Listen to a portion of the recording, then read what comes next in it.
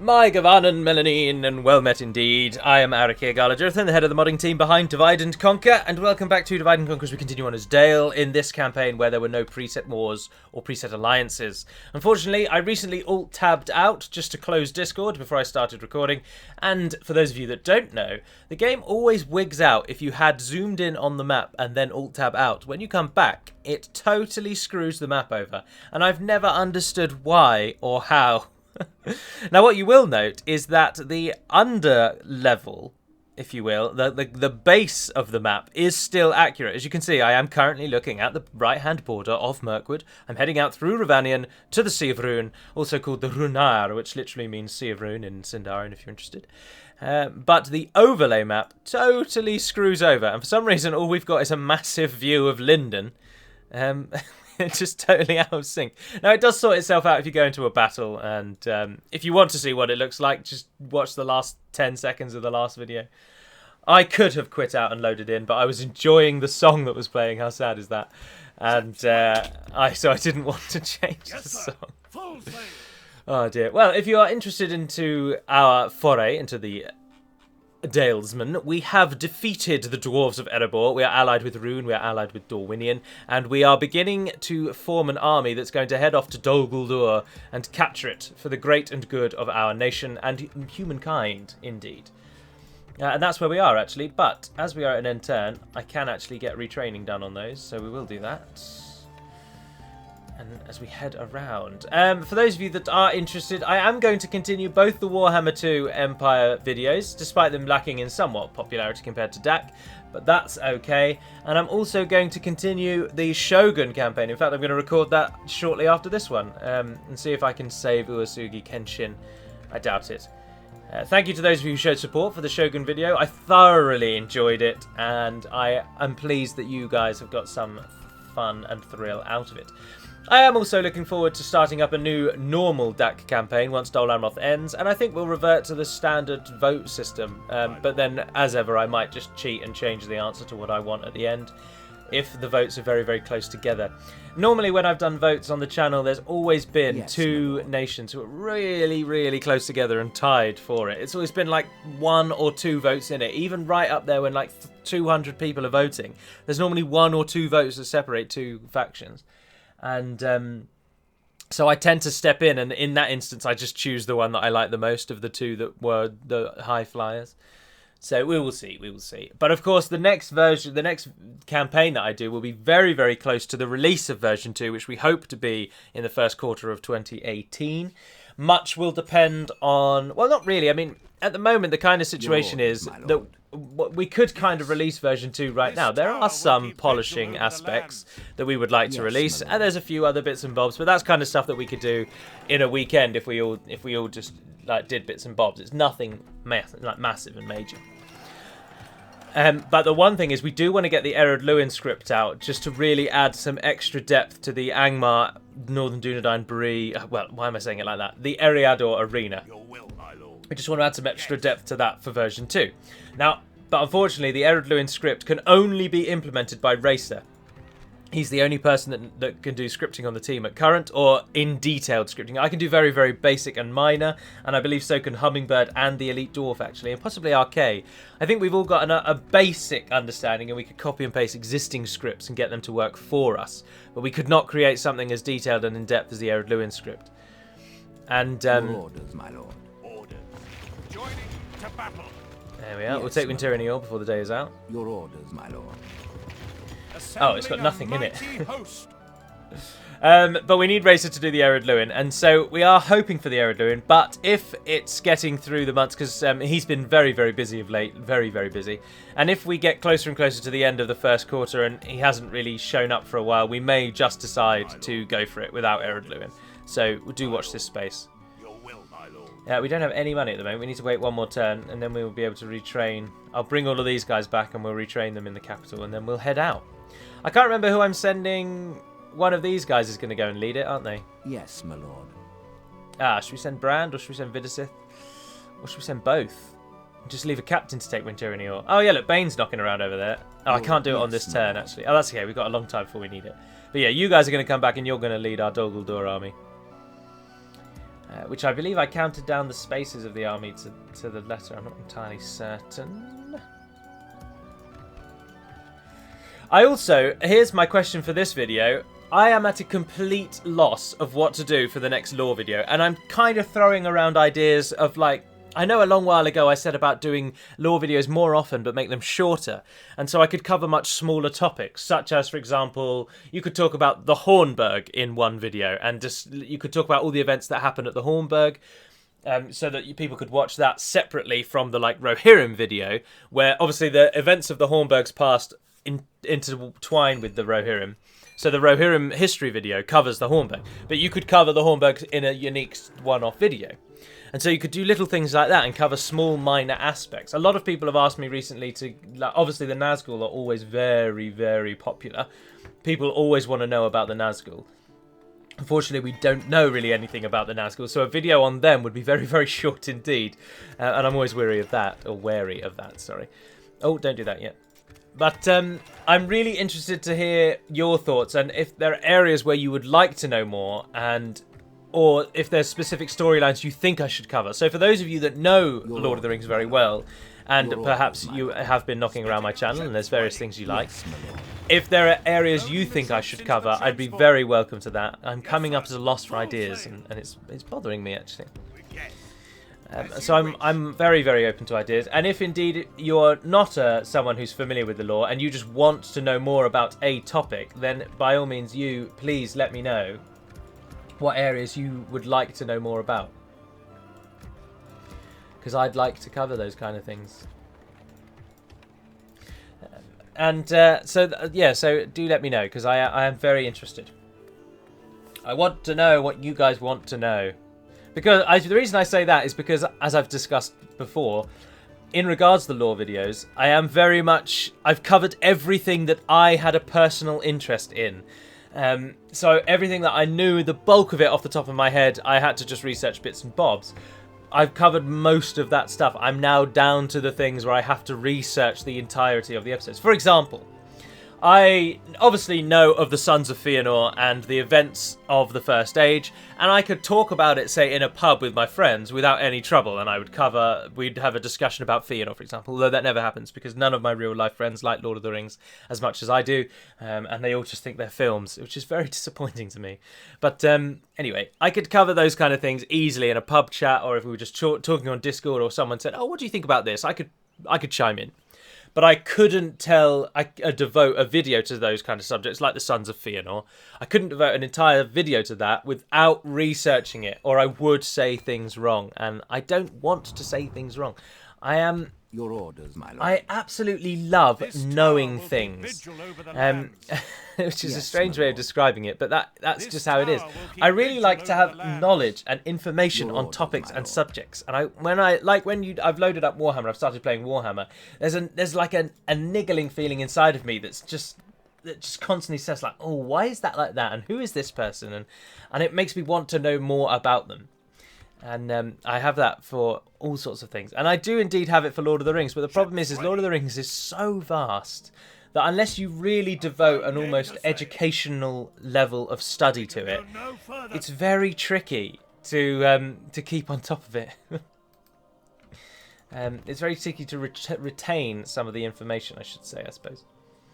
Right, we can get 2 free upkeep here, so let's chuck 2 of those in, and we'll take the entire garrison off to go and annoy the Shadow of Mirkwood.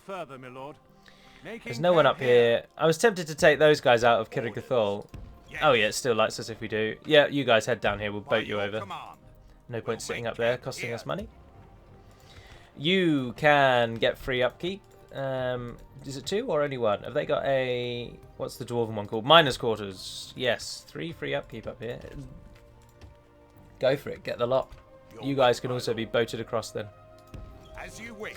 You will be very pleased to hear, for those of you that like campaign strategy models. And it will be shown off. There'll be another couple of developers' diaries, I expect. And the next one will certainly be heavily focused on the Elite Dwarf's new campaign strategy models, with particular emphasis on his absolutely wonderful port models. He has created unique ports for the campaign map for Gondor, the Wildmen, and the Northmen, and the Elves. Dwarves and Orcs were already done, and the Men of the East will follow soon. and they look excellent. So finally, your Minas Tirith, you've got Minas Tirith there on the edge of the White Mountains under Mount Mindalluin. It looks awesome. It looks really cool on the campaign map. The 7 levels shining white. Outside of that, you've got the Ramas Ekor covering the plain outside of Minas Tirith, and that looks really cool. And then you've got a very quintessential medieval European port sitting on the harbour, and you just think, that doesn't really fit. But now it does. Now it does. I'm going to fight this battle so that our minimap fixes, for one, and because we'll cut down our losses significantly. We've just got to drop those guys, and then we've won this, really. Vidasith probably could have taken this down on his own, to be honest. He's also updated the wild men, the elite dwarf, sorry, I do that so much. You need to stop using pronouns. Be more descriptive. The elite dwarf has also... Oh dear, what have I done? Where's the pause button? What am I doing? There we are. He has updated the models for the wild men castles and their towns, and they now look like the Europa Barbarum 2 battle maps, which we use, which is really good. Do we want to go in with the privateers? No. Send in the Dalesmen. Privateers, you guys can hang way back. Cover the backs there. All of our archers are firing. Everyone is moving into positions. Yeah, go for it. Oh, if they're just going to stand still, though.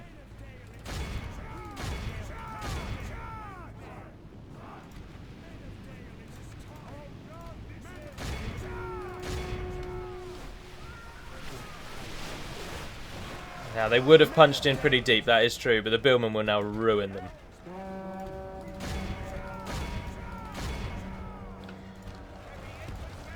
I expect.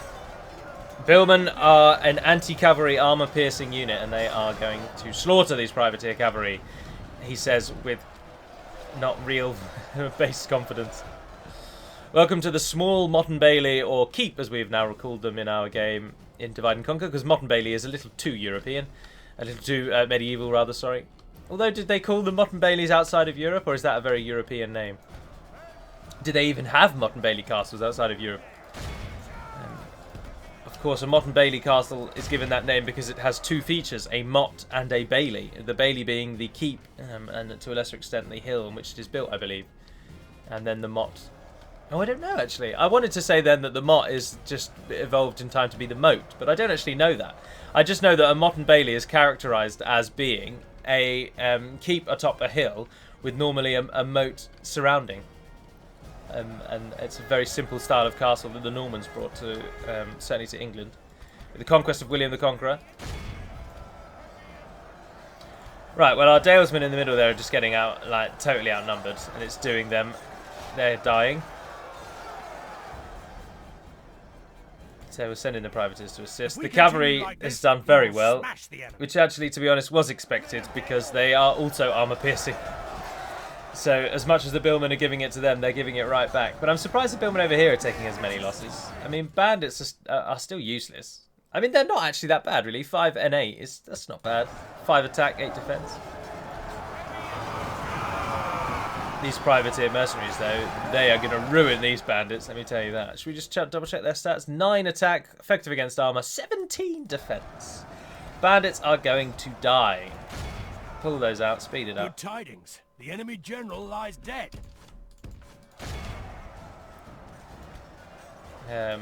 Move you guys further forward. If anyone starts to run, you can start shooting them. The enemy are badly bloodied. They have lost half their men. Now all we need is those guys to run, The and it's enemy army awed by 300, that's quite a lot. Here today. Oh dear. And Dalesman got the most kills at 98.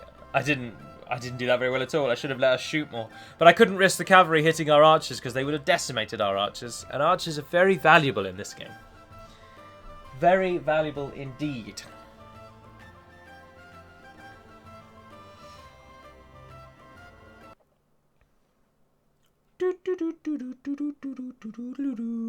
Victory in your name, my lord.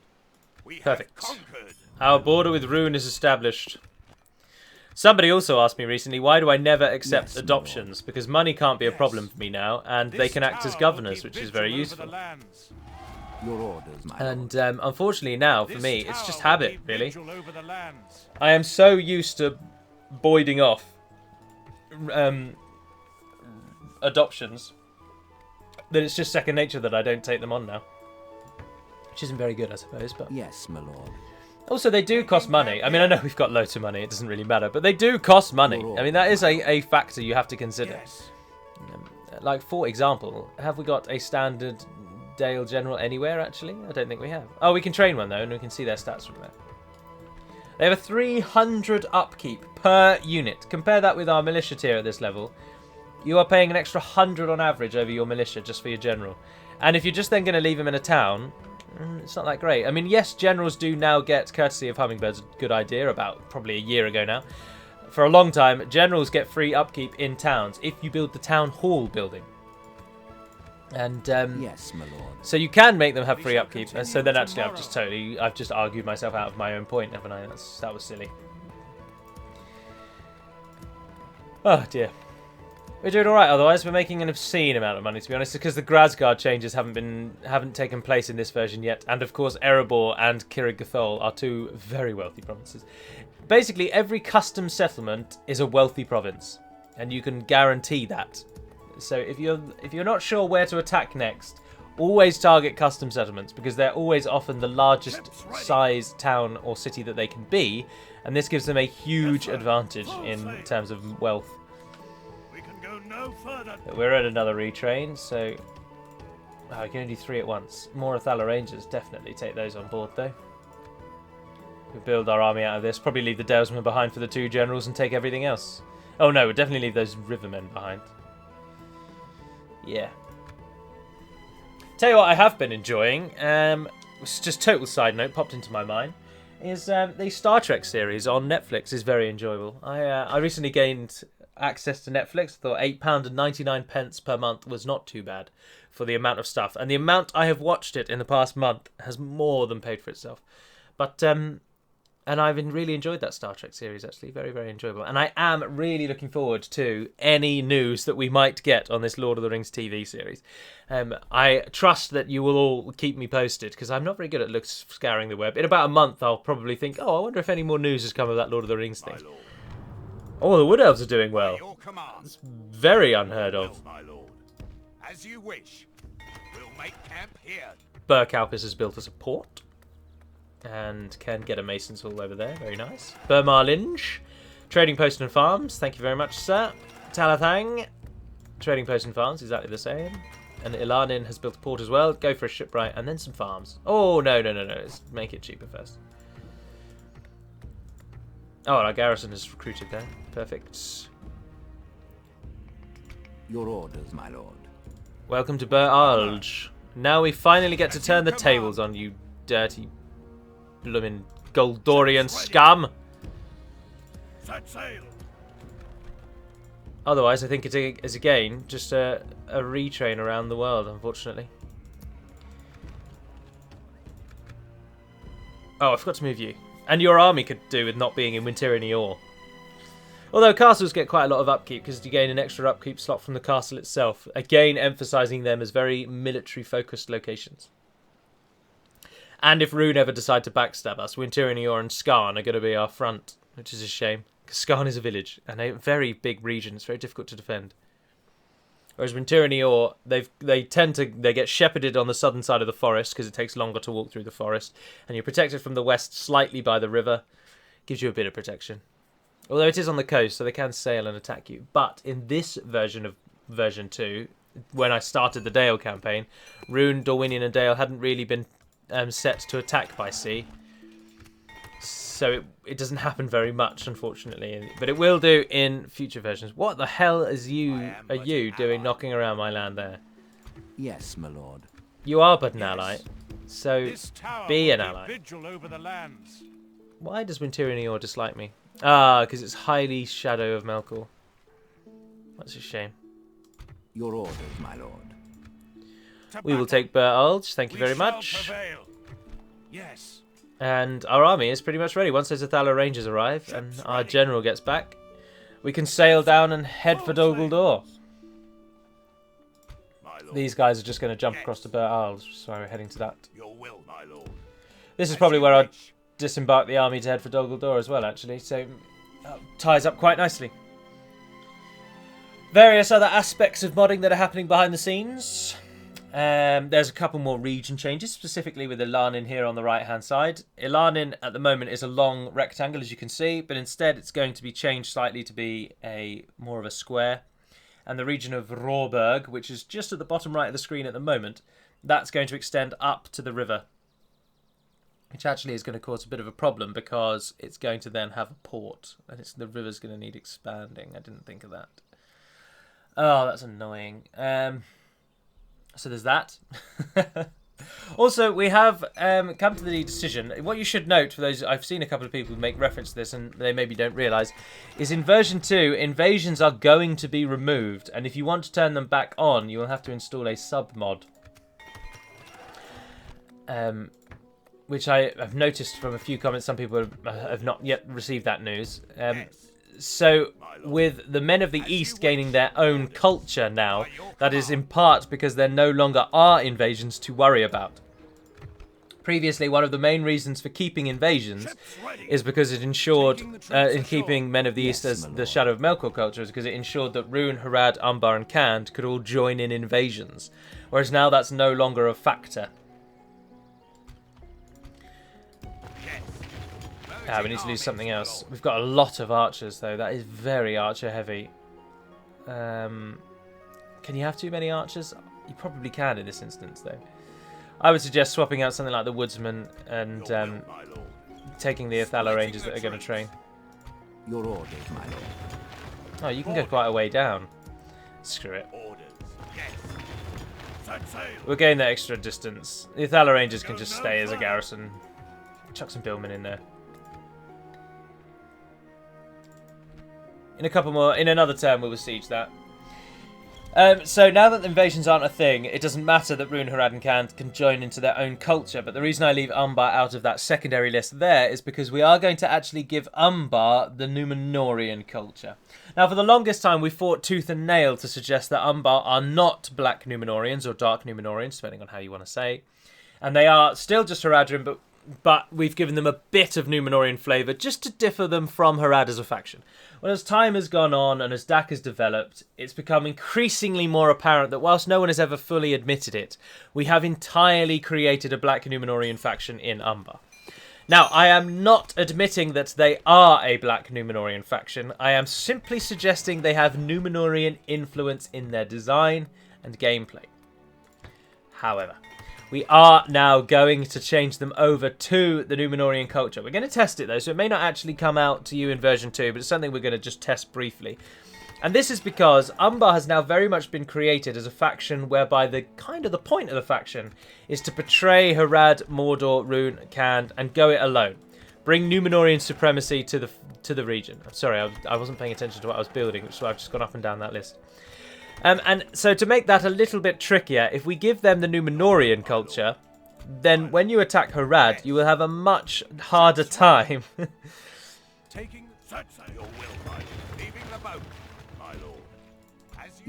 When you attack Harad, you will now have to face up to the fact that Harad does not share your culture anymore.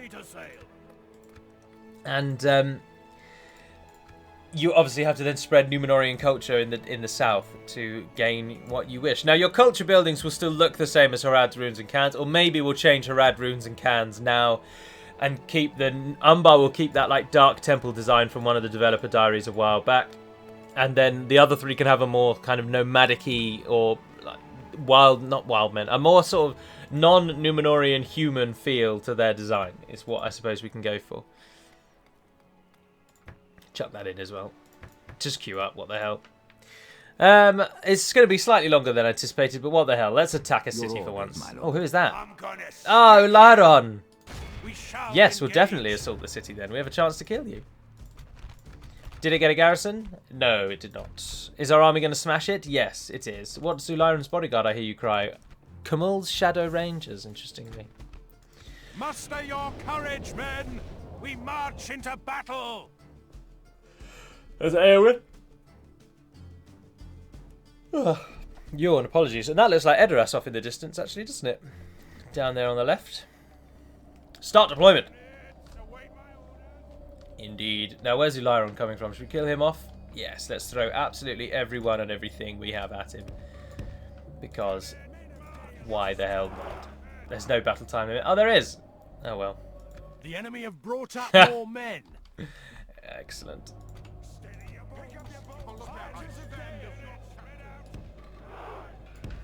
Gonna get into position. Cavalry ready to just burst through the middle. I'll tell you what, let's slow it down a bit.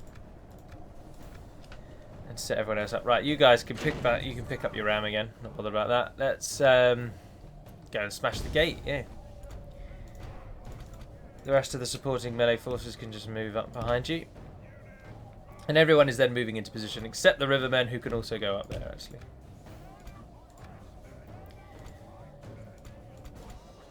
Alright, back to ×1.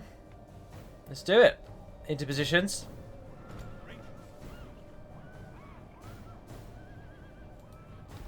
He is just going to run through us, I think. I don't think he's actually going to stop to shoot.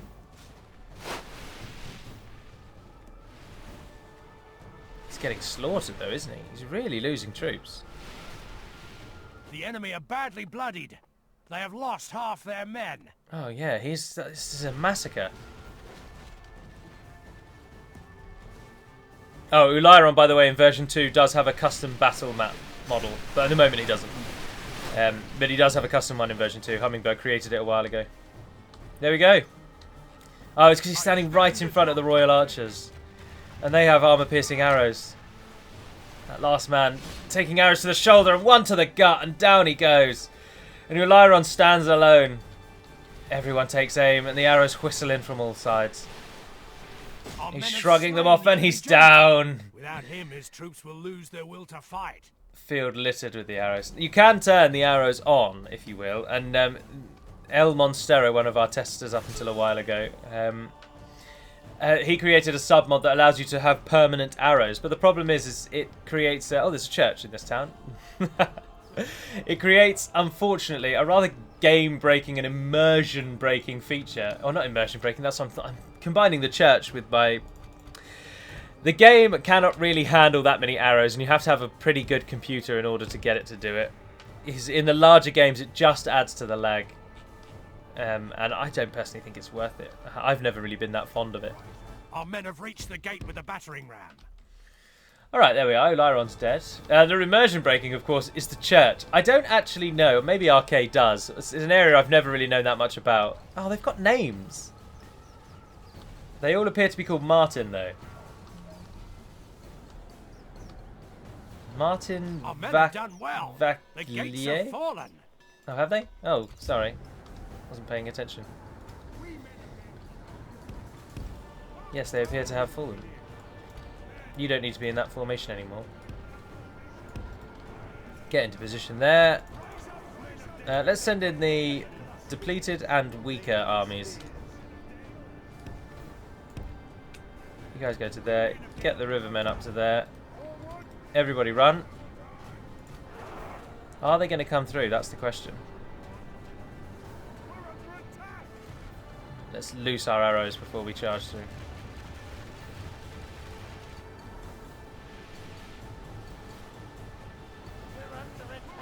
And they are taking damage. One of the towers will kill us soon enough, though. But what I was suggesting about the church is I don't actually know where the in-game files are that dictate that when you build a church in the settlement, the battle map will then have a church present. Because, of course, if I knew where that was, I'd just remove it. Because, unfortunately, the Shadow of Melkor culture is actually just Catholicism, so they have churches in their towns.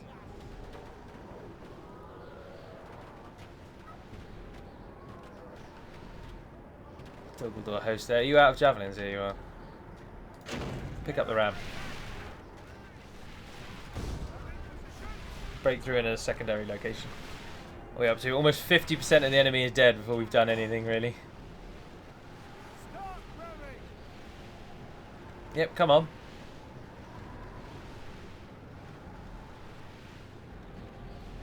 Give it all you've got, lads. We've breached our enemy's walls. Get the ram over there and we'll go through in 3 locations. Also gives our archers more target. More target? That doesn't make sense. Gives our archers more of a target. Although most of our archers are now out. We've breached our enemy's walls. You finished as well. Right, we're in. Let's do it. You guys run for the square.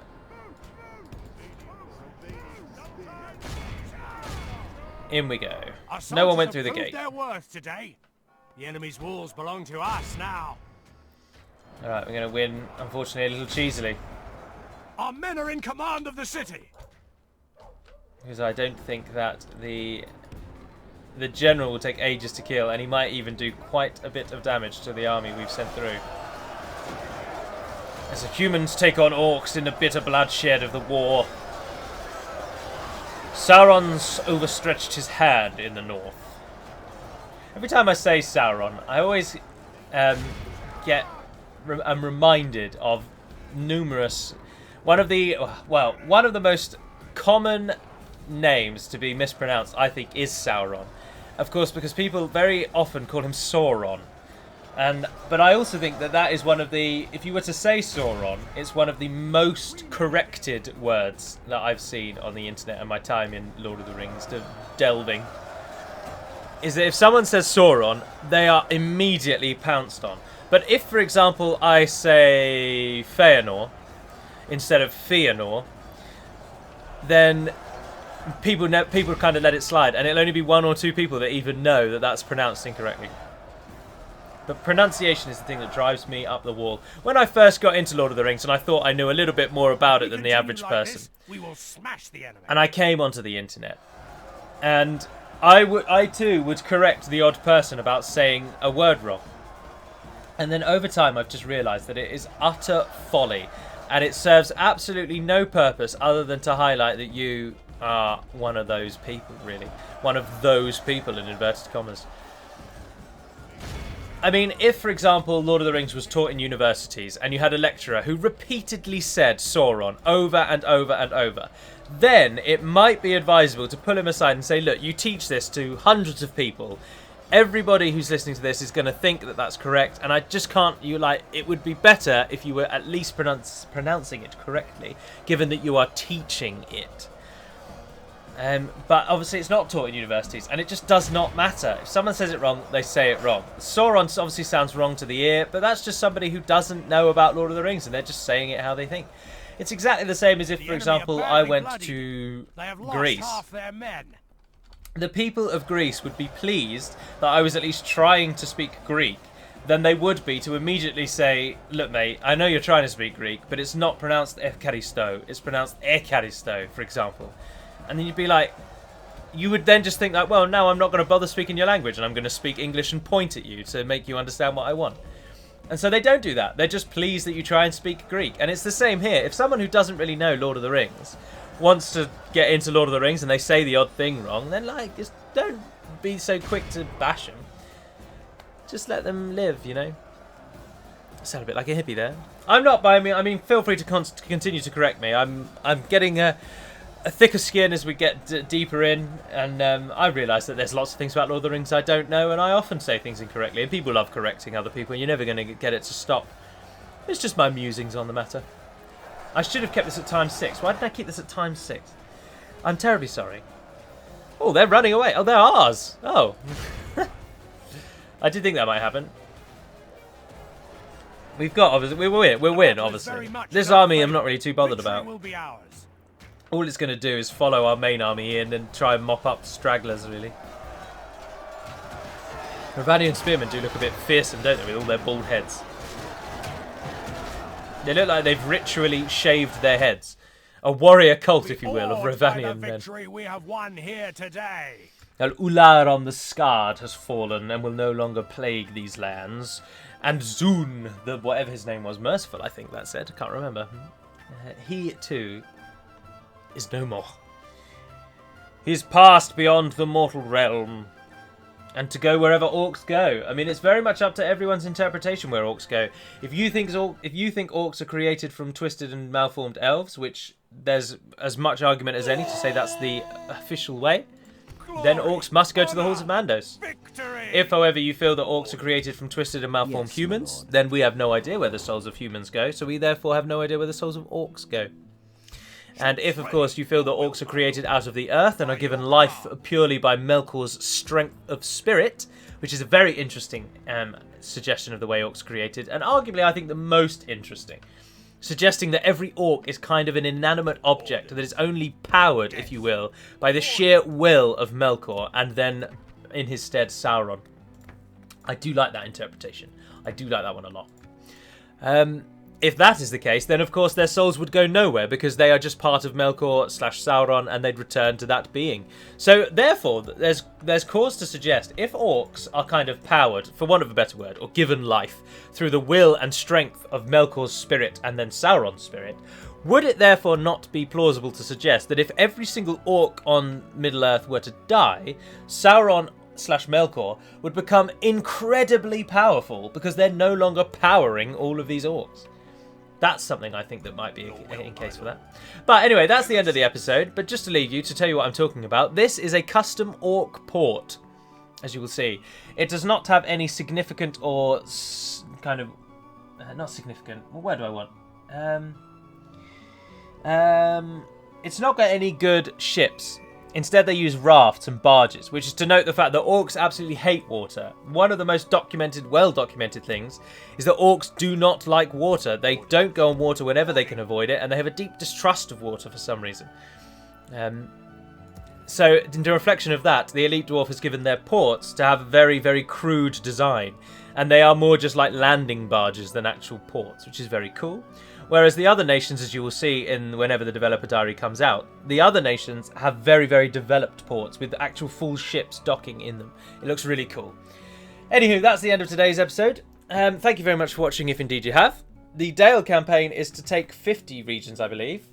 So we've got to expand out. We're going to attack everyone and everything.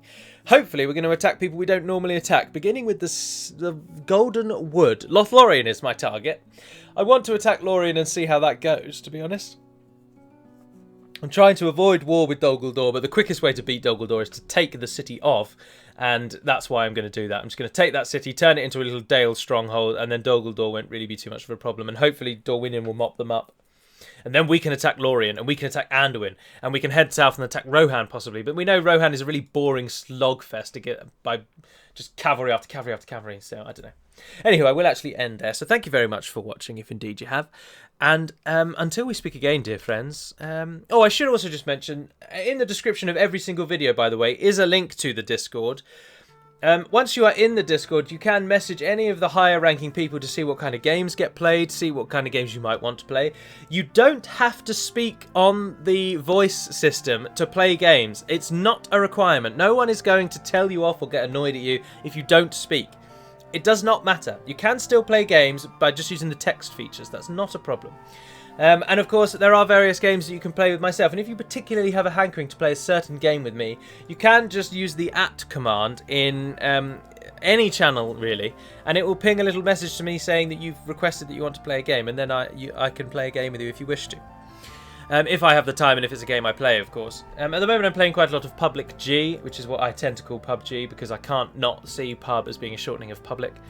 And because a pub in the UK, if you are interested, I'm absolutely babbling, but a pub is short for public house.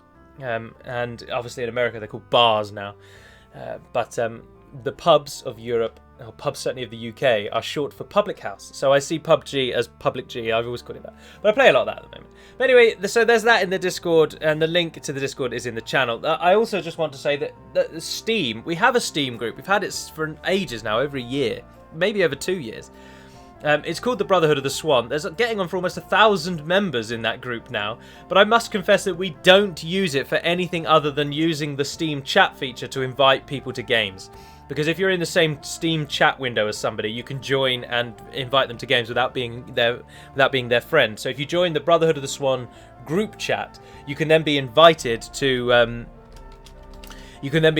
games with people who you don't necessarily have on your friends list. Oh, Dol Guldur aren't doing very well at all. And Mordor have been utterly ruined. Good God. Rune have absolutely smashed it. Christ alive. And look at Isengard. Oh my God. That's outrageous. No wonder Dol Amroth and Gondor have made peace. They're getting smashed. Christ, I've never known Mordor to capitulate so much. Barad-dûr has fallen to Rhûn. Oh my word, we don't want to turn on Rhûn then. We do not want to stir that nest up. And Dorwinion are absolutely, I'm going to swear, they're dicking all over Dol Guldur. Dol Guldur don't stand a chance. With the Woodland Realm punching down the middle and Dorwinion coming in from the west. And then when we take Dol Guldur, it's all over. And then Lorien's going to fall. And then Khazad-dûm is going to fall. And then we're going to push out into Eriador and reclaim the lands of the people that claim lineage. The Breelanders. Although they don't. Breelanders aren't related to Dalesmen. They're related to Dunlendings if you're interested. Dunlending is doing well as well. Enidwaith holding on with 3 regions. They're still a rebel province. Ostgelon. All the way up there. Rivertown, I believe Ostgelon means. Can't remember if that's what Gelon means. I think it means river. Caras Caladan means city of the brilliant water, or beautiful water, or shimmering water, or glistening water, or something like that. I named it, but so long ago. I just don't keep the words in. Because you don't speak Sindarian every day, it's very, very difficult to keep the words in your head and keep that dictionary going. And it's a real pain in the arse. Anyway, I've really babbled for absolute ages, but the moral of the end story there was that we don't really use Steam anymore, but you can get the Discord link from Steam if you wish to. Still, by all means, join the Steam group just so that you can go into that group chat if you're going to play a certain game. And certain games are advertised on the Steam group still, particularly the Paradox games that Aerofrode or Major, whatever his name is, Major North, I think. He often uses the Steam to advertise Paradox-related games. So you can use it for that, but mostly we're on the Discord. So that's all. There we are. The end. Until we speak again, dear friends, Navar na den pedamad melonin. And fare thee bloody well, what?